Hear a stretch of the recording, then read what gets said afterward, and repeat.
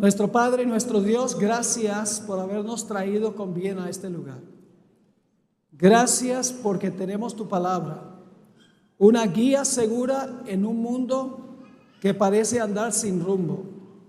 Pedimos la presencia de tu Santo Espíritu al estudiar tu palabra esta noche.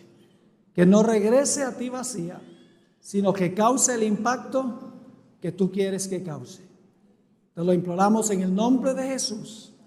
Amén. Quiero invitarles esta noche a abrir sus Biblias conmigo al Evangelio según San Mateo, el capítulo 24, y vamos a leer los versículos 37 al 39. Mateo 24 y el versículo 37 hasta el versículo 39. En nuestro tema de ayer estudiamos en cuanto a la destrucción de Sodoma y Gomorra y nos dimos cuenta que la destrucción de las ciudades de la llanura representa una destrucción mayor cuando Cristo venga por segunda vez. El tema que vamos a estudiar esta noche es similar al que estudiamos anoche, solo que no vamos a hablar de Sodoma y Gomorra, sino que vamos a hablar del diluvio.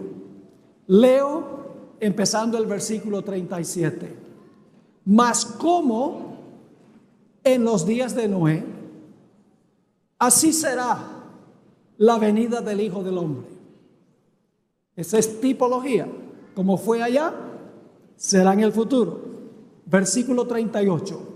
Porque como en los días antes del diluvio, estaban comiendo y bebiendo, casándose y dando en casamiento, hasta el día en que Noé entró en el arca. Y no entendieron hasta que vino el diluvio y se los llevó a todos. Así será también la venida del Hijo del Hombre. Lo que ocurrió en los días de Noé ocurrirá de nuevo hacia el final de la historia. Es lo que se llama tipología. Lo que sucedió en el pasado ocurrirá en el futuro también. Ahora, para entender lo que vamos a estudiar, tenemos que regresar al libro de Génesis, porque allí es que se relata la historia del diluvio a la cual se refirió el Señor Jesús. Así que regresemos a Génesis, el capítulo 6, y estudiemos primero lo que ocurrió en el pasado y luego vamos a analizar algunos aspectos en cuanto a lo que va a ocurrir en el futuro. Vamos a leer Génesis 6 y el versículo 5 y después de eso vamos a leer los versículos 11 y 12. Dice allí: y vio Jehová que la maldad de los hombres era mucha en la tierra y que todo designio de los pensamientos del corazón de ellos era de continuo solamente el mal. Parecido a Sodoma y Gomorra, ¿verdad? Según notamos en nuestro estudio de ayer, fíjense las expresiones. La maldad era mucha. Todo designio de los pensamientos del corazón de ellos era de continuo solamente el mal. Ahora es importante notar que los pensamientos eran inicuos, según dice aquí. Pero el pensar mal lleva a actuar mal. Y por eso en los versículos 11 y 12 encontramos el fruto de los malos pensamientos que tenían los antediluvianos.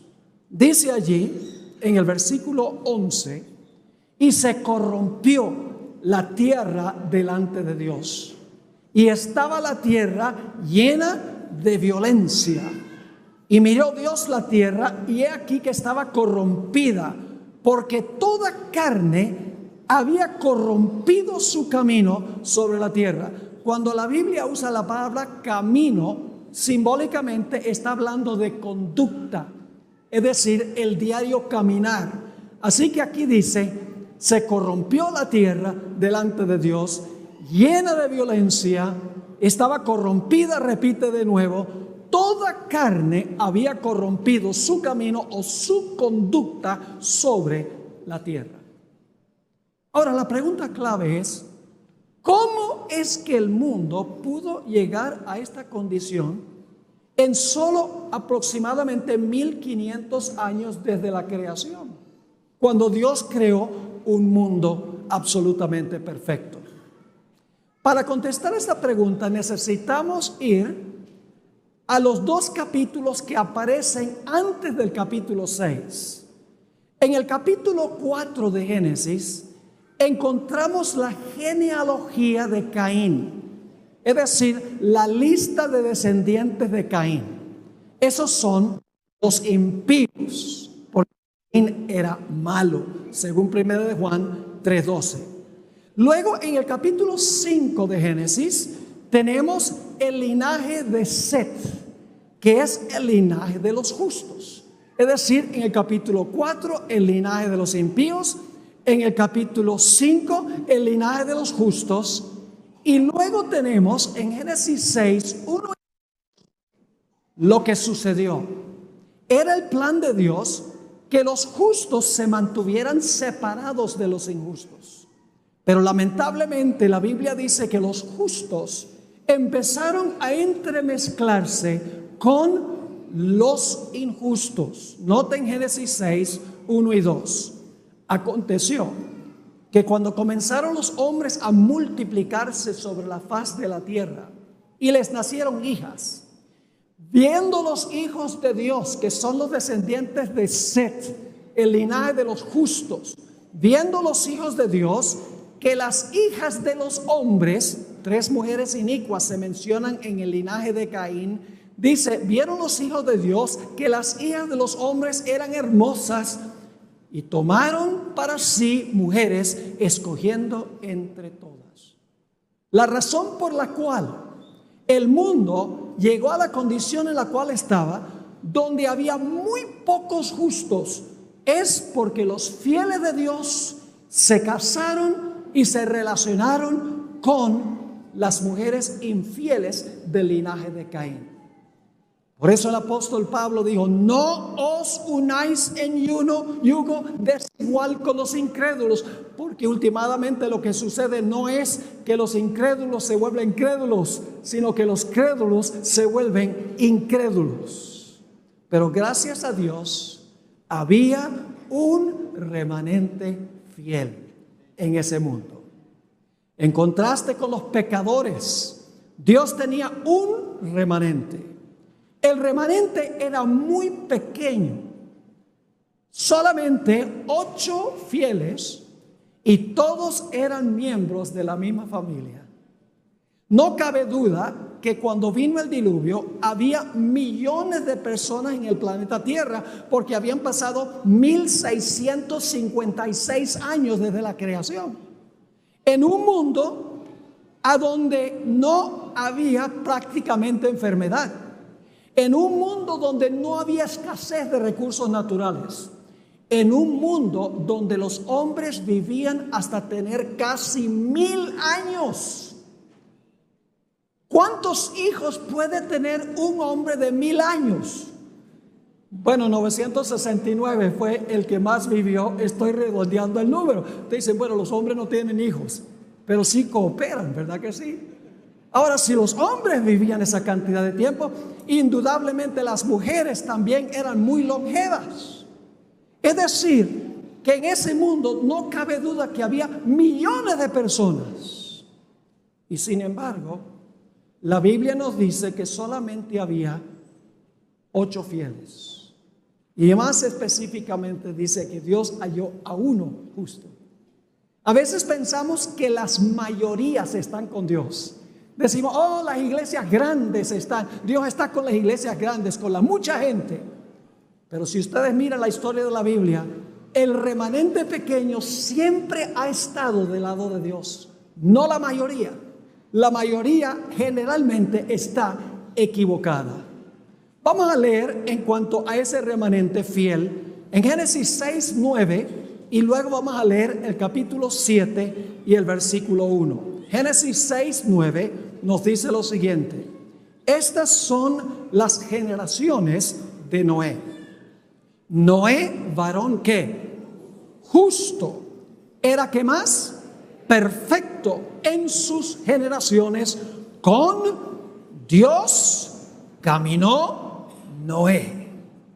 Y el capítulo 7 y el versículo 1 básicamente dice lo mismo. Dijo luego Jehová a Noé: entra tú y toda tu casa en el arca, porque a ti he visto que justo delante de mí en esta generación.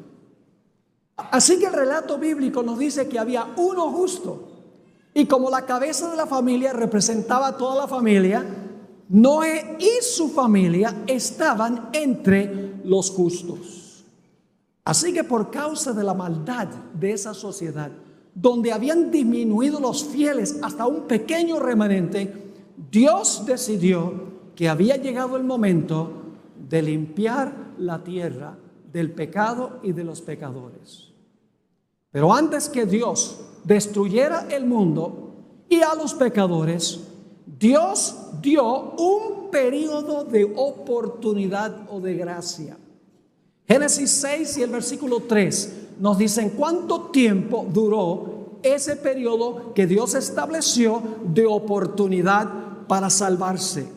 Dice allí en Génesis 6:3: y dijo Jehová: no contenderá mi espíritu con el hombre para siempre. Es decir, la paciencia de Dios tiene límite. La misericordia de Dios tiene límite. Lo vemos en esta historia del diluvio. Porque dice: no contenderá mi espíritu con el hombre para siempre. Porque ciertamente él es carne. Mas serán sus días, ¿cuánto? 120 años. Así que Dios dijo: le voy a dar a esta civilización 120 años de misericordia y de gracia para que se arrepientan y cambien sus caminos. Pero ¿cómo sabría esa gente que Dios le iba a dar ese periodo si no había quien predicara ese mensaje?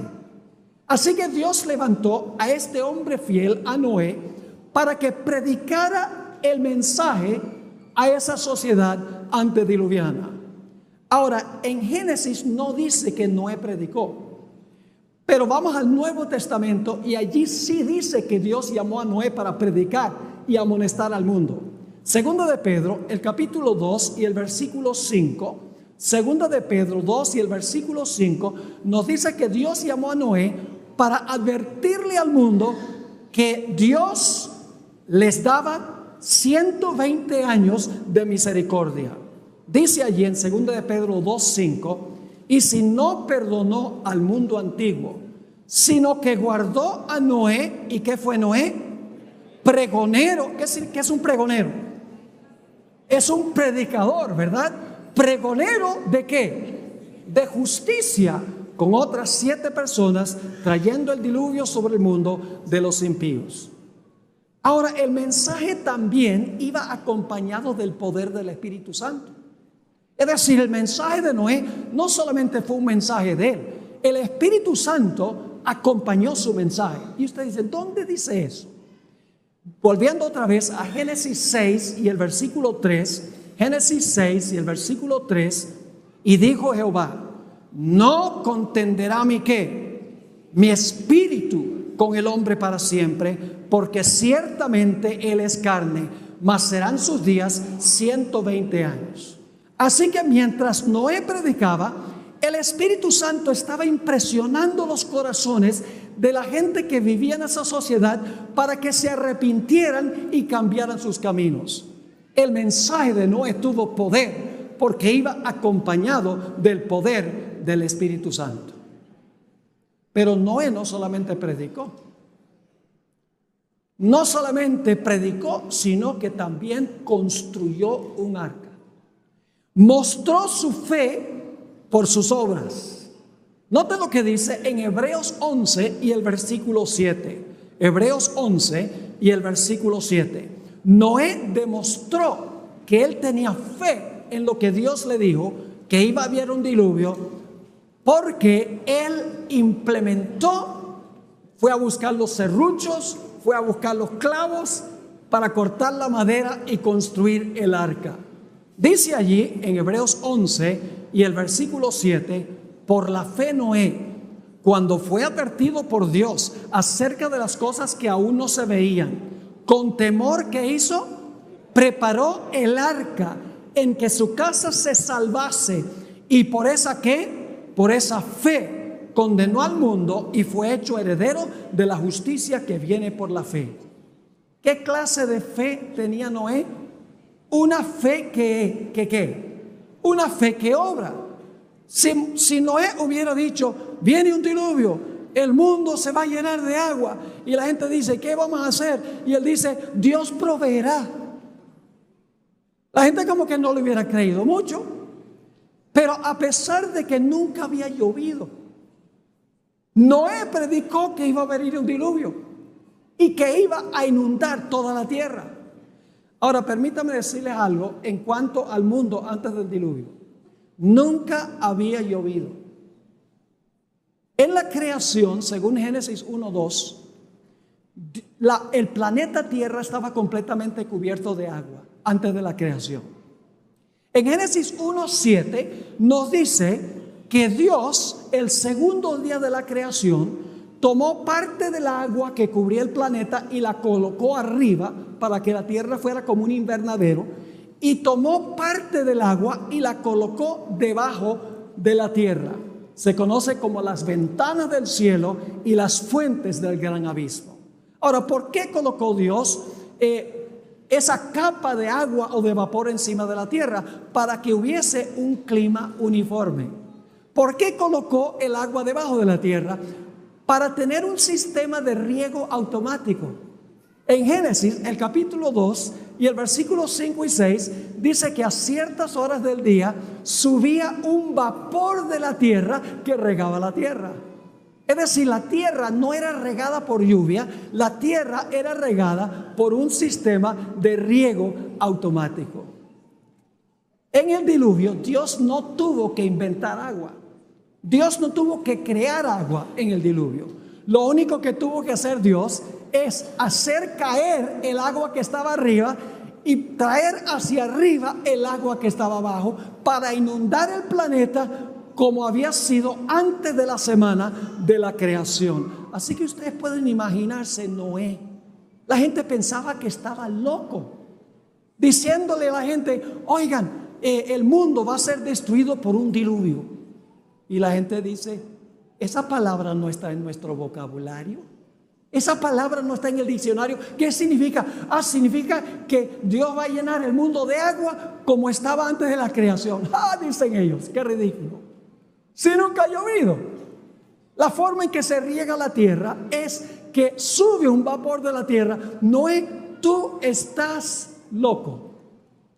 Lo que estaba diciendo Noé era anticientífico, antirracional, antihistórico. Y sin embargo, Noé mostró su fe. No solo predicó que venía un diluvio, sino que construyó un arca en tierra seca, porque demostró que creía que venía un diluvio como Dios había dicho. Así que Noé predicó por 120 años. Llegó hacia el final de los 20 años. Y Dios hizo un gran milagro cuando Noé terminó de construir el arca. En Génesis 7 y el versículo 15 y 16, Génesis 7 y el versículo 15 y 16, nos dice que Dios le mandó a los animales que vinieran de dos en dos a Noé, quien estaba en el arca. La versión de Hollywood no funciona. En la versión de Hollywood, los hijos de Noé tienen sogas en los animales y están arrastrando a los animales para meterlos en el arca. Pero note lo que dice la Biblia en cuanto a los animales. Dice en el versículo 15, vinieron pues con Noé al arca, de dos en dos, de toda carne en que había espíritu de vida. Y los que vinieron, macho y hembra, de toda carne, vinieron como le había mandado Dios. Imagínense, los animales obedecieron a Dios y los seres humanos no. Así que una vez que entraron todos los animales en el arca, Noé se paró en la puerta del arca e hizo un último llamado a esa civilización. Predicó, por así decirlo, su último sermón. ¿Y cuántos aceptaron el mensaje? Nadie. Por lo tanto, ahora Noé y su familia entraron al arca, y vamos a ver en un momento que se cerró la puerta. Cuando se cerró la puerta, el Espíritu Santo dejó de contender con los corazones de los seres humanos. Vamos a leer en cuanto al cierre de la puerta. Noé no cerró la puerta. ¿Quién cerró la puerta? Dios cerró la puerta. Dice allí en Génesis 7:16, y los que vinieron, macho y hembra, de toda carne vinieron, como le habían mandado Dios. Y luego, ¿qué dice? Y Jehová le cerró la puerta. Cuando esa puerta se cerró, todos los casos estaban decididos para vida o para muerte. Los que estaban dentro del arca estaban salvos, los que estaban fuera del arca estaban perdidos. No había forma de cambiar de lado. El destino de cada uno estaba ya fijo. Y sin embargo, algo muy interesante. Noé predicó 120 años. Imagínense una campaña evangelística de estas que dura 120 años. Si Noé hubiera trabajado con una institución hoy en día como evangelista, ya lo hubieran votado. Porque predicó 120 años y el fruto fueron 7 personas y todas eran miembros de su propia familia. Es decir, la vasta mayoría, millones y millones, rechazaron el mensaje, y dentro del arca había solamente un pequeño remanente fiel. Así que se cerró la puerta. Y enseguida comenzó a llover. No comenzó a llover enseguida. Noten Génesis 7 y el versículo 10. Génesis 7 y el versículo 10. Aquí está hablando Dios a Noé y dice: porque pasados aún 7 días, yo haré llover sobre la tierra 40 días y 40 noches, y raeré de sobre la tierra, la faz de la tierra, a todo ser viviente que hice. Y luego dice: y sucedió que al 7º día las aguas del diluvio vinieron sobre la tierra. Ahora tenemos que hacernos una pregunta. ¿Por qué es que después que se cerró la puerta, Dios permitió que pasaran 7 días, Noé y su familia en el arca, y los impíos vivos afuera del arca? La respuesta es muy sencilla. ¿Creen ustedes que la fe y la confianza de Noé y su familia en la palabra de Dios fue severamente probada durante esos 7 días? Imagínense, pasa un día, cielo azul. 2 días, cielo azul. 3er día, 4º día, 5º día, 6º día. Cada día que pasa, la fe de Noé y su familia en la palabra de Dios es severamente probada. ¿Cómo creen ustedes que se portaron los que estaban fuera del arca por cada día que pasó? Cada día más altaneros, cada día más violentos. Es decir, la fe de los de adentro fue probada cuando se cerró la puerta, y los impíos se volvieron cada vez más altaneros durante esos 7 días. ¿Saben por qué es que Dios permitió que pasaran 7 días? Porque Él quería enseñar que como en los días de Noé, así será la venida del Hijo del Hombre. Vamos a ir a eso en unos momentos. Pero recuerden que la razón por la cual Dios permitió que pasaran 7 días era para probar la fe y la confianza de Noé y su familia en la palabra de Dios, y al mismo tiempo para permitir que los impíos tuvieran su día de victoria. Y luego, después de los 7 días, vino el agua. Vamos a leer Génesis 7 y el versículo 11. Génesis 7, 11. Ahora el agua que Dios colocó arriba y el agua que colocó abajo, ahora va a traer el agua hacia arriba y el agua hacia abajo, y va a llenar el planeta como estaba originalmente. Dice allí, el año 600 de la vida de Noé, en el mes segundo, a los 17 días del mes, aquel día fueron rotas todas las fuentes del grande abismo, y las cataratas de los cielos fueron abiertas, y hubo lluvia sobre la tierra 40 días y 40 noches. Y en el versículo 23 nos dice, así fue destruido todo ser que vivía sobre la faz de la tierra, desde el hombre hasta la bestia, los reptiles y las aves del cielo, y fueron raídos de la tierra, y quedó solamente Noé y los que con él estaban en el arca. Es muy difícil para nosotros imaginarnos cómo habrá sido cuando se rompieron las fuentes del abismo y las cataratas de los cielos. Hubo un desastre en el año 2011 que nos da una pequeña ilustración en miniatura cómo habrá sido globalmente. ¿Recuerdan ustedes el terremoto y el tsunami que hubo en Minato, Japón, en el año 2011?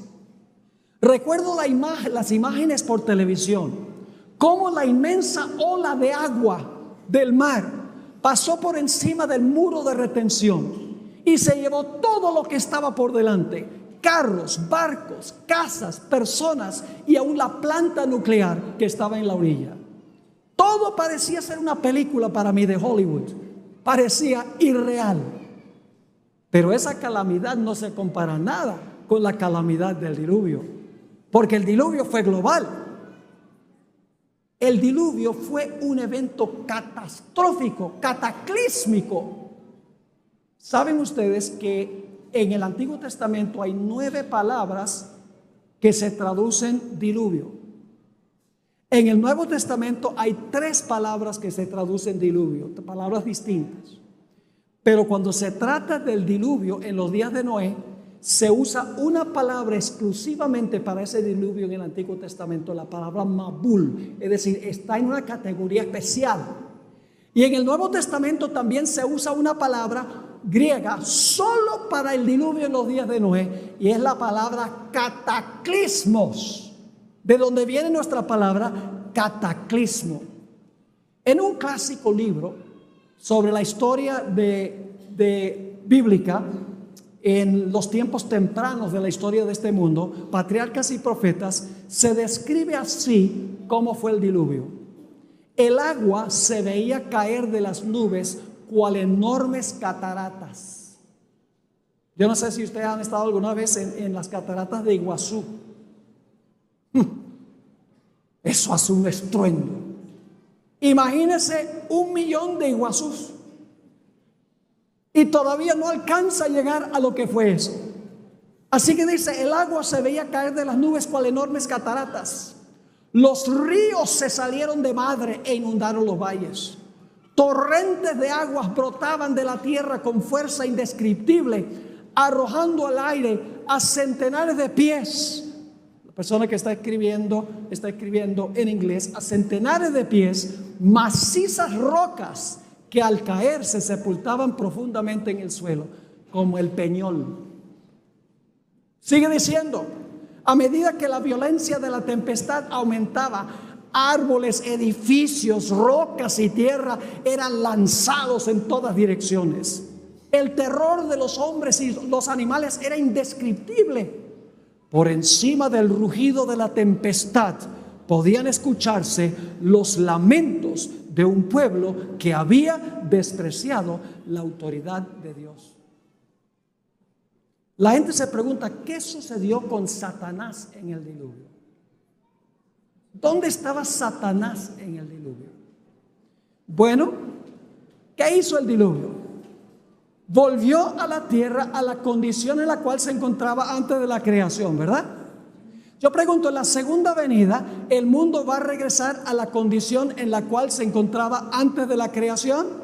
Jeremías escribió: miré la tierra y he aquí que estaba asolada y vacía, y los cielos, y no había en ellos luz. Yo pregunto, ¿el planeta estaba en tinieblas originalmente antes de la creación? Sí. ¿Estaba desordenada y vacía? Sí. Ahora, si lo mismo va a suceder al final de la historia, si la tierra va a ser asolada y vacía, ¿qué va a pasar con Satanás según el libro de Apocalipsis durante ese tiempo? Pueden leer en Apocalipsis 20, donde dice que va a quedar encadenado a este planeta. Lo cual significa que durante el diluvio, Satanás fue obligado a permanecer aquí en este planeta. Imagínense cómo habrá sido eso para él. Ahora necesitamos ir al Nuevo Testamento. Vamos a Mateo, el capítulo 24, y vamos a leer otra vez los versículos 37 al 39. Y ahora vamos a recalcar un par de puntos que no presentamos al comienzo del tema cuando leímos estos versículos. Mateo 24, 37 al 39. Y quiero que se enfoquen especialmente en una palabrita que se usa dos veces. La palabra hasta. Una palabra temporal, crucial. Dice: mas como en los días de Noé, así será la venida del Hijo del Hombre. ¿Nos es útil estudiar la historia del diluvio? ¿Es útil? ¿Podemos saber lo que va a pasar habiendo sabido lo que sucedió? Sí, Jesús lo dijo. Mas como en los días de Noé, así será la venida del Hijo del Hombre. Porque como en los días antes del diluvio, importante, estaban comiendo y bebiendo, casándose y dando en casamiento, es decir, estaban llevando adelante su vida rutinaria, como todos los días, hasta el día en que Noé entró en el arca. Ahí está el primer hasta. El primer hasta marca cuál punto de tiempo. Cuando Noé y su familia, ¿qué cosa? Entraron al arca y se cerró ¿qué? Y se cerró la puerta. Pero ahora sigamos leyendo. Dice: y no entendieron. ¿Quiénes no entendieron? ¿Quiénes no entendieron? Los que estaban fuera del arca. ¿Qué no entendieron? No entendieron hasta que vino el diluvio y se los llevó a todos. ¿Qué no entendieron los que estaban fuera del arca hasta que vino el diluvio? No entendieron que estaban ¿qué? Perdidos. Jesús está diciendo aquí que en relación con su segunda venida, la puerta se va a cerrar, luego va a haber un periodo y entonces viene la destrucción. Sí, porque al final del versículo Jesús dijo: así será ¿qué? Será también la venida del Hijo del Hombre. Es decir, la puerta de la gracia para el mundo se va a cerrar antes de la destrucción. Y durante un periodo de tiempo, los seres humanos no van a saber que están perdidos. ¿Cuándo es que se van a dar cuenta que están perdidos? Cuando el Señor Jesucristo venga y venga la destrucción. Ahora, Jesús dio una ilustración de cómo va a ser esto. Jesús dijo que Él va a venir como ladrón. Ahora, no se preocupen que Jesús no es ningún ladrón. Jesús está tratando de recalcar un punto muy importante. Él dice: yo vengo como ladrón. Y mucha gente cree, bueno, esa es la segunda venida de Jesús. Pero en realidad no. Y ustedes dicen: ¿cómo es eso? Bueno, vamos a pensar de la venida de un ladrón. Es el mes de diciembre, donde hace frío aquí en Medellín. ¿Verdad que sí? Un poco más frío en diciembre. A pesar del cambio climático, ¿verdad? Un poquito menos. Está soplando el viento. Han trabajado todo el día. Llegan a la casa después de trabajar todo el día cansados. Se comen la sopita. Y luego después de comer, la comida liviana, se sientan en la silla más cómoda que tienen a ver las noticias. Se empiezan a dormir. Yo me voy a ir a acostar. Y la persona va y se acuesta. debajo de las cobijas, calienticos. Y cuando está debajo de las cobijas, se me olvidó trancar la puerta. Esto está tan calientico y tan cómodo aquí. Me da guayabo salirme de aquí.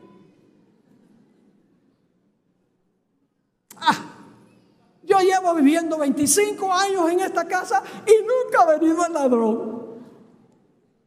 Y la persona se queda en la cama y esa noche llega el ladrón. A medianoche. ¿Y la gente en la casa qué está haciendo? Todos están durmiendo. Y el ladrón entra a la casa, se roba el televisor, el iPad, la computadora, el dinero, todo lo que consigue y se va.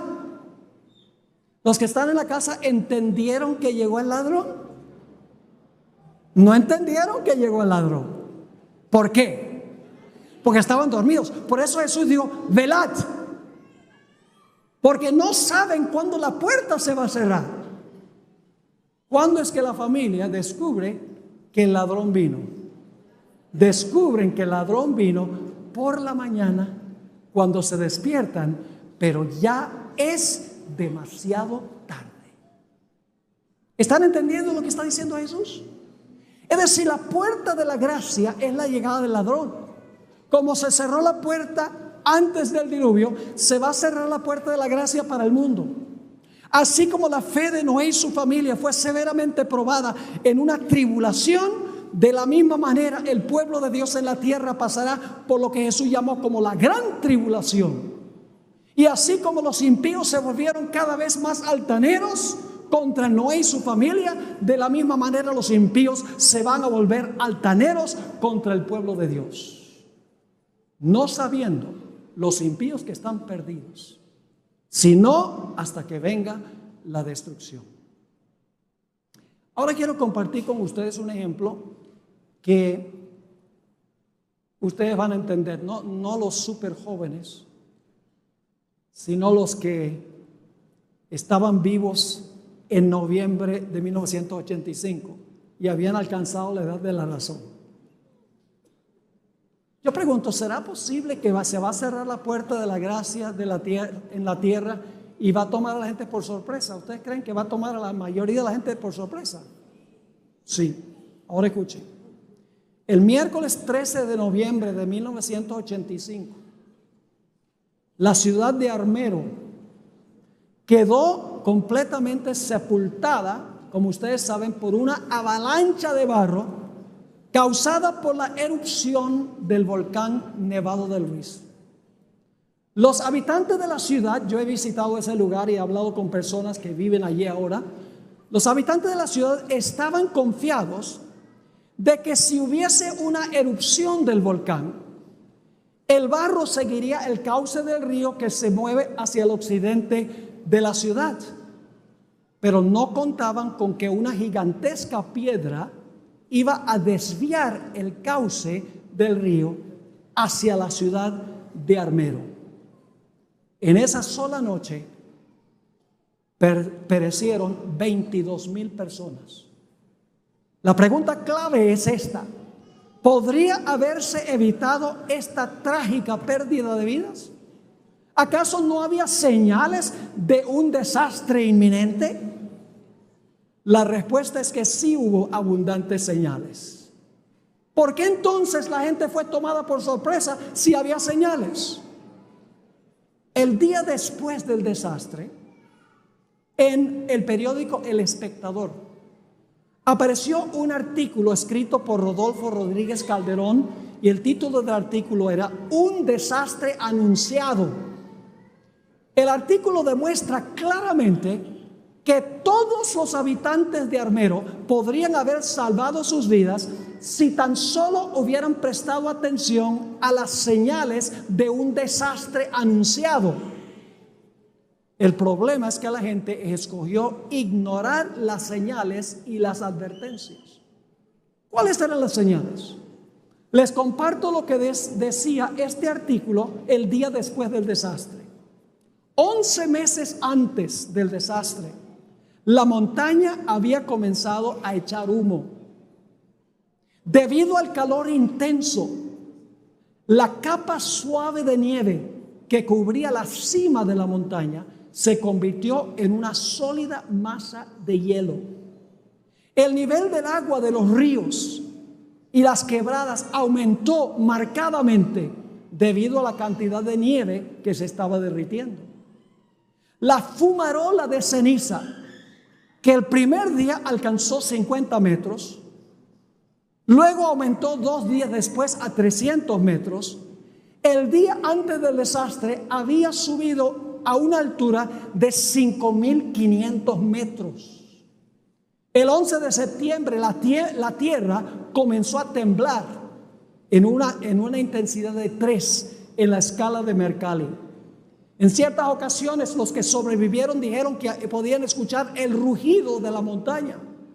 Las autoridades tuvieron que cerrar las carreteras porque habían deslices de barro que no permitían transitarlas. Los que sobrevivieron afirmaron que no era posible mantener las casas y los muebles limpios. Estaban todo el tiempo llenos de arcilla. La gente podía sentir el olor de azufre en el aire. La noche del desastre hubo una lluvia torrencial con un viento de la intensidad de un huracán. Todo lo que yo estoy compartiendo con ustedes no solamente está en el artículo, sino que yo he tenido una entrevista con el pastor Rueda, quien era pastor allí y perdió a toda su familia porque él había ido a predicar a otra parte. Varios testigos que sobrevivieron dijeron que había una oscuridad casi sobrenatural. Yo pregunto, ¿había señales de que venía un desastre? Sí, pero la gente escogió ignorar las señales. Y la pregunta es, ¿por qué escogieron ignorar las señales? Por la misma razón que la gente antes del diluvio escogió ignorar el mensaje de Noé. Decidieron escuchar las voces de los expertos que decían que no podía suceder.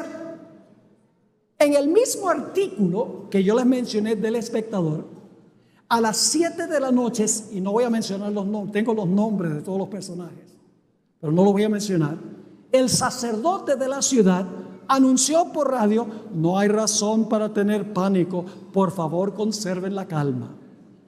La defensa civil en un mensaje oficial por radio afirmó: no hay razón para preocuparse. El obispo del pueblo le advirtió al pueblo que tuviera cuidado con los fanáticos que querían dejar la impresión de que había un desastre inminente. El alcalde de la ciudad dijo: no se preocupen. Después del desastre, el gobernador del departamento del Tolima afirmó: el desastre no se podría haber predicho de antemano. El científico colombiano Jaime Villegas Velázquez dijo: este volcán nunca estallará, nada va a pasar. Tengan cuidado con las especulaciones y las exageraciones. El secretario de Minas dijo: nada pasará. Aún el geólogo norteamericano Daryl Hurd había dicho: es muy improbable que la ciudad pueda ser sepultada por rocas, lava o barro. El Comité Regional de Emergencias esa misma noche impartió el siguiente mensaje: no esperen que las ventanas se quiebren. No esperen oscuridad ni lava corriendo cuesta abajo. No esperen una gran cantidad de ceniza, entre otras cosas. En vez de prestar atención al mensaje de las señales, decidieron hacerle caso al mensaje de los tales llamados expertos. Los habitantes de Armero no sabían que la puerta de la gracia para ellos se había cerrado. El barro se llevó prácticamente a todos, y como en el diluvio quedaron pocos. El Señor Jesucristo nos advirtió de que nosotros debemos aprender lecciones de experiencias como estas. En Marcos 13, 33 al 37, el Señor Jesucristo dijo lo siguiente, y hay una palabrita muy importante que se repite varias veces. Jesús dijo: pero de aquel día y de la hora nadie sabe, ni aun los ángeles que están en el cielo, ni el Hijo, sino el Padre. Mirad, ¿qué más? Velad, ¿qué más? Y orad, porque no sabéis cuándo será el tiempo. Es como el hombre que, yéndose lejos, dejó su casa y dio autoridad a sus siervos y a cada uno su obra, y al portero mandó que ¿qué? Que velase, es decir, significa estar despiertos. Luego eso dijo, versículo 35, velad, pues, porque no sabéis cuándo vendrá el Señor de la casa, si al anochecer, o a la medianoche, o al canto del gallo, o a la mañana, para que cuando venga de repente no os halle durmiendo. Y lo que a vosotros digo, a todos lo digo, ¿qué cosa? Velad. Eso significa prestar atención a las señales que están ocurriendo. La gente secular dice, esa idea de que el Señor Jesucristo va a venir en una nube en el cielo, eso es un mito. ¿Quién va a creer eso? Eso nunca ha pasado. Es anticientífico. Nunca ha sucedido en la historia. Es ilógico, es irrazonable. Y mucha gente, tal vez la mayoría de la gente en el mundo, se come el cuento y dice, de verdad que eso parece un cuento de hadas. Lo mismo decían en los días de Noé. Ahora ya para terminar, mis queridos hermanos y amigos, nadie sabe cuándo se va a cerrar la puerta de la gracia para el mundo. Pero yo quiero decirles que hay dos puertas de la gracia que se cierran. Una puerta que se cierra es aquella de la cual hemos hablado, cuando se va a cerrar la puerta de la oportunidad para todo el mundo. Cuando ya se ha predicado el Evangelio con el poder del Espíritu Santo, el pequeño remanente ha aceptado el mensaje, la vasta mayoría lo ha rechazado, y entonces llega el momento cuando todos han tomado su decisión, que se va a cerrar la puerta de la gracia para todo el mundo. Y los salvos estarán salvos y los perdidos estarán perdidos. Pero hay otra puerta de la gracia. Es un cierre de la puerta individual de la gracia. Escuchen bien. Si yo llegase a morir esta noche, mi puerta de la gracia se cerró. Así que si yo no llego al cierre de la gracia para el mundo, pero llegase a morir esta noche, mi puerta de la oportunidad se cerró. En Hebreos 9:27 dice algo muy interesante. Hebreos 9 y el versículo 27 dice, y de la manera que está establecido para los hombres, que mueran ¿qué? Que mueran una sola vez, y después de esto ¿qué cosa? El juicio. Todo ser humano, con la excepción de los que estarán vivos cuando Jesús venga, van a morir. Y después de su muerte viene el juicio de su caso. Después de la muerte no hay oportunidad de cambiar de lado. La puerta individual de la gracia en ese momento se cerró. Pensamiento solemne. Que si no llegamos al cierre de la gracia para el mundo, pero si llegamos al cierre de la gracia individual, sucederá exactamente lo mismo. Pero yo quiero decirles, gracias a Dios, que Dios nos ha dado un camino de escape, que si nosotros llegásemos a morir, podemos estar absolutamente seguros. Y ustedes dicen, ¿cuál es ese? Vamos a 1 Tesalonicenses 4, 15 al 17. 1 Tesalonicenses 4, 15 al 17. Va a haber dos clases de personas que murieron. Están los muertos que murieron fuera de Cristo y los muertos que murieron en Cristo. Los que mueren fuera de Cristo son como los que vivieron antes del diluvio y estaban fuera del arca.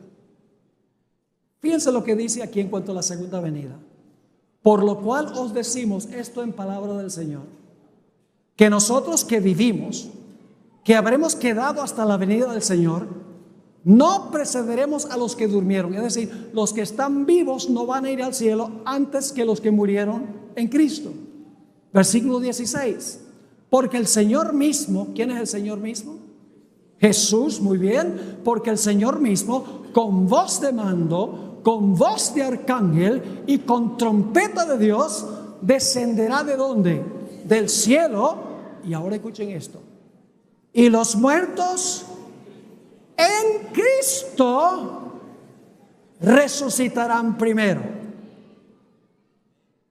¿Los que mueren en Cristo tienen razón de temer? No. ¿Saben? Yo viajo mucho por avión. Estoy por cumplir ahora casi 7 millones de kilómetros desde el año 1991 en una sola empresa aérea. Y la gente me pregunta, dice, pastor, ¿usted no tiene miedo de montarse en un avión? Y yo le digo, no, ¿por qué? Así, porque se puede caer el avión. Le digo, sí, ¿cuál es el problema? Se muere. Le digo, sí, ¿cuál es el problema? ¿No tiene miedo de morir? No, porque estoy en Cristo. Y los muertos en Cristo resucitarán primero. La clave entonces es estar en Cristo. Y si morimos, nuestro caso está seguro. Ahora la pregunta clave es, ¿cómo podemos nosotros estar en Cristo? ¿En qué momento es que llegamos a estar en Cristo? Gálatas 3, 26 y 27. Gálatas 3, 26 y 27. Aquí nos dice en qué momento oficialmente nosotros llegamos a estar en Cristo. Dice lo siguiente: pues todos sois hijos de Dios por la fe en Cristo Jesús. Porque todos los que habéis sido ¿qué? Bautizados en Cristo, de Cristo estáis revestidos. ¿Cuándo es que Cristo me cubre con el manto de su justicia para que yo esté en Él? En el momento del bautismo. Y ustedes dicen, ¿por qué en ese momento? Les voy a repetir algo que dije en una presentación anterior. El bautismo bíblico es un bautismo de adultos, o por lo menos de personas que han alcanzado la edad de la razón, porque la Biblia dice que es necesario arrepentirse y bautizarse. Es necesario confesar los pecados y luego bautizarse. Además de eso, el bautismo en la Biblia es un bautismo siempre por inmersión. Es decir, la persona es sumergida debajo del agua. Y algunos dirán, pero pastor, ¿qué importancia tiene que una persona sea bautizada por aspersión o por infusión o por inmersión? Al fin y al cabo, lo importante es que la persona es sincera. No es así. Cristo dejó ese método de bautismo por una razón muy importante. Y le voy a explicar como expliqué la otra noche. Señor Jesucristo, cuando colgó en la cruz, dijo, consumado es, y dejó de respirar. ¿Qué hizo Jesús mientras estaba en el sepulcro? No respiró. ¿Qué fue lo primero que hizo cuando salió del sepulcro? Respiró de nuevo. Murió, fue sepultado y resucitó. Ahora escuchen bien. Cuando una persona se bautiza por inmersión, sumergido debajo del agua, en miniatura está repitiendo la experiencia de Jesús. Porque antes de que el pastor ponga al candidato debajo del agua, él dice, yo te bautizo en el nombre del Padre, el Hijo y el Espíritu Santo, que es lo último que hace el candidato antes que el pastor sumerja a esa persona. Deja de respirar. ¿Y qué hace mientras está debajo del agua? No respira. ¿Y qué es lo primero que hace cuando sale? Respira de nuevo. Está incorporándose en Jesús. En miniatura está siendo incluido en Cristo Jesús. Y si esa persona llegase a morir, está en Cristo y no tiene nada que temer. Y eso se aplica también a los que estarán vivos cuando Jesús venga. Ahora yo sé que hay muchas personas aquí que no han pasado por esta gloriosa experiencia, la experiencia del bautismo. Y a veces yo digo, ¿por qué razón hay que rogarle a la gente que tome su decisión de bautizarse? Si es el más grande privilegio que uno puede tener, ser sepultado con Cristo, incluido con Cristo, estar en Cristo. ¿Qué cosa más importante puede haber que esa? Por eso cuando Pedro predicó su sermón el día del Pentecostés, ni siquiera tuvo que hacer un llamado, porque la Biblia dice que 3,000 individuos vinieron y dijeron, bueno, Pedro, ¿qué tenemos que hacer? Y Pedro les dijo, arrepiéntanse y bautícese cada uno de ustedes en el nombre de Jesús para perdón de los pecados y recibiréis el Espíritu Santo. Imagínense qué bendiciones, perdón de los pecados y además de eso recibir el Espíritu Santo en la vida para vivir una vida semejante a la de Jesús.